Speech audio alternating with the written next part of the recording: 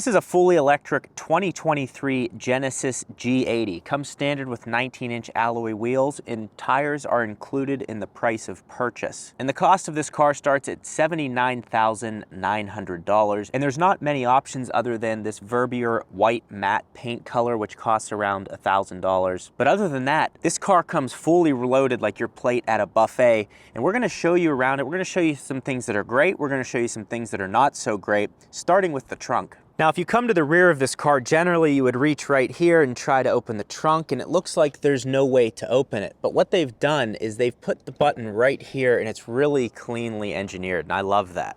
Now, what I don't like about the trunk is this massive hump right here. This takes up a lot of storage space, and this being a mid-size sedan, generally these have massive trunks, and that's not the case. Now, you could still fit your 2 sets of golf clubs, and that's probably, if you're buying this car, that's probably something you do. You probably play golf just like me. But overall, it has a nice finish to it. Now, the other thing you may be wondering is, what about the suspension in this? Is it comfortable? The answer is yes, it's incredible. It's a fully adaptive suspension, but it doesn't have an air suspension, and it also has road preview. So it takes a look with sensors at what's coming up ahead and adjusts within milliseconds to give you the most comfortable ride, or a sporty ride if you are in sport mode, which we'll talk about a little later. But overall, the comfort and sportiness of this car could not be better mixed. You can put this in its most comfortable setting, and we'll drive it shortly, and it's actually a fun car to drive slow. It's a car you want to steer with your pinky. That's what I've found. But then if you want to put it into sport mode and really enjoy the performance benefits of driving an electric car, it does it. It's just a really well done car, and for $80,000, you know, this competes with like a BMW 5 Series or a Mercedes-Benz E-Class. This is a great value, even though it starts at a higher price than those two. It's a better car, in my opinion, for around town driving. Another thing they've done to disguise the car is the charge port is up front here, and it's perfectly hidden, and you can actually, if you really look close, see the outline of where it's disconnected. So you press in there, open that up, and then you pull these off. This is for your just normal home charger, and then for DC fast charging, you have to open the whole thing up. So overall, really well designed and nicely hidden in there. Now, one of my favorite cars I've driven this year was the Genesis GV70 electric. That's the SUV that you can see here, and I absolutely loved how that drove. It was incredibly fast and luxurious, and this is kind of the same thing, just in sedan form. So now we've kind of taken a look at the outside. Let's go on to the inside. So upon entrance here, pretty standard, you got all of your buttons up the side. A lot of people don't like that Tesla has no buttons, and a lot of people really like that. Just this gives you the ability to have the electric car experience while having familiar buttons and features you find in a lot of cars. So I think this is a 14-way adjustable seat. This right here, it adjusts the bolstering width on the seats, and also if you change it into sport mode, the seats will clamp in and grab you, but you can adjust that on your own if you don't want that. You also have the electric motor in the steering column, so you're able to easily adjust the wheel. Like on a Tesla, it's kind of a pain because you have to go into the infotainment system and find that screen, whereas here it's all familiar. Moving on to the steering wheel, it actually has like a dark blue hue to it, and you can kind of see the layout is, and it does have some form of lane keep assist. Currently got the massage going right now, rubbing my cheeks down there. Dang, look at that. That button right there starts the massage up for you. I didn't realize it started, and now we're getting cheeked up in here. I didn't expect that. So the battery in this, 87.2 kilowatt hour battery, range of 282 miles, and a max charging speed of 187 kilowatts. So a Tesla Model S, for example, can go up to 250 kilowatts, and this gets a 10 to 80% charge in 22 minutes. So that's pretty solid. And also, Genesis is joining the NACS charging network, and that's what's been holding me back from saying, hey, is this a car you should buy or not? Because really, having a reliable charging network, in my opinion, the most important, because it's crazy to tell someone, hey, is this an around town car or something you're going to take on road trips? A lot of people only have one car. So to say you need to get an electric car, but also we don't have a charging network for you, is crazy. Now with Tesla opening up their network, everyone will have access to it, and I think that that is great. But make sure you check which companies have access to it. It's pretty easy to look up online for the car you're buying. Some other features in here. In the center console, got drive mode, got a parking camera. If you hit that, it shows the cameras all around the car with the 360 display, which is very useful to some people, so that's nice. And then over here, you can change to that feature and it really rotates around the car. So it has some unique features, again, that Teslas don't have. And the reason I keep bringing up Tesla is because they're the leader and they're probably who you're cross-shopping against. So yeah, also, phone projection. This is very annoying. So the car has Apple CarPlay, but it's wired.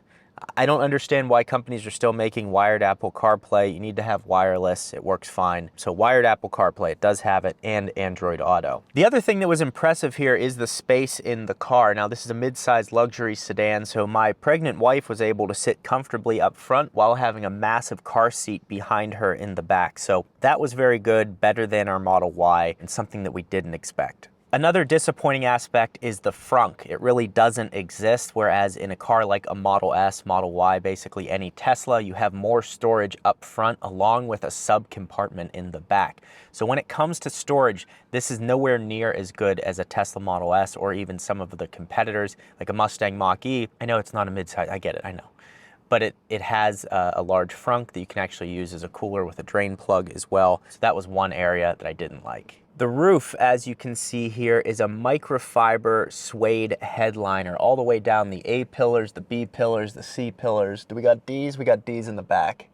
And I just love this. I actually like that the car doesn't have a sunroof. I feel like a lot of times these panoramic roofs are overrated. It's kind of nice just to have a clean look all the way through, easier to keep the cabin cool. This really adds a luxury touch to it that a lot of cars miss. Now the seats in the passenger and driver side are both heated and cooled. I have the heated seats on currently, but I'm gonna switch over to cooled because we're still getting cheeked up with the massage, which I really like. 14.3-inch high definition display, and this display here is a 3D display. Now you can also change if you want it to be 3D or totally flat within the settings here. So if you click on cluster, you can click on 3D cluster depth. We're currently on maximum. So here is a look at medium, and here's a look at off, where it just makes it a screen. So I don't know why they did that, but the maximum 3D cluster, in my opinion, adds a cool look to the car, something you're not used to seeing. Every car now just has a digital display. It's cool that they actually took some thought and were creative with how the 3D cluster looks. It might be weird at first, but I think it looks cool because it actually looks like you have physical dials in there. So nice work on that. Now to get the car in gear, it is a little different. You just have this dial here, and when you have your foot on the brake, you can go ahead and turn it and get it into different modes. This is a little intimidating at first, but you get used to it pretty quickly. And it's actually really nice to just click this P because normally your arm is just resting here. You can click that and put it in the park. This other dial here controls this instrument display. It's also touchscreen if you want to move through it that way. So you have both options there, and that's nice. If you're ever stuck in a screen, simply hit this home button, and that takes you right back to the very first page, which shows you where you're at, temperature, and what time. So it's well thought out, and it's all these familiar buttons. But what else is well thought out is my Into the AM t-shirt. So guys, look, I've been promoting Into the AM for 3 years now. This is their new athletic line. It's excellent for wearing to the gym or going outside in hot climates. There's also their basic tees, which I constantly wear. And I just got done with my second collaboration with them with the electric car theme. It's like a Model Y carving through the canyons, which as you can see, it looks incredible. So go to intotheam.com, use code Gjeebs. That will save you 10% off in addition to whatever other sale they have going. So a lot of times they'll have sales for 80% off. That means you're gonna get 90% off using my code on top of that. So Into the AM, thank you for sponsoring the channel. These shirts are excellent quality. You can get great deals on 3-packs and things like that, and you're able to use my code and save more. So check them out at intotheam.com. All right, so we are cruising along here with dynamic cruise control on. That means it will adjust the distance in front of me. We have a speed camera coming up, so it just warned me about that. I'm actually gonna slow down. It will stop the car if the car in front of me is stopping. We're gonna turn on lane keep assist. So it should keep us in our lane. Now, when I was using lane keep assist on the highway, it was iffy. I mean, on a turn, you were heading into the other lane and then it would kind of bounce back in. It would like ride the lane line. So I wasn't really impressed with that, obviously. So we're gonna speed up here and I just wanna see if it actually will stop. It says will work in stop and go traffic, which is really convenient. When you're in traffic, it's so nice to have dynamic cruise control and lane keep assist on, so you can just kind of sit there and relax as opposed to having to see how it's, all right, so lane keep assist just turned off there for whatever reason.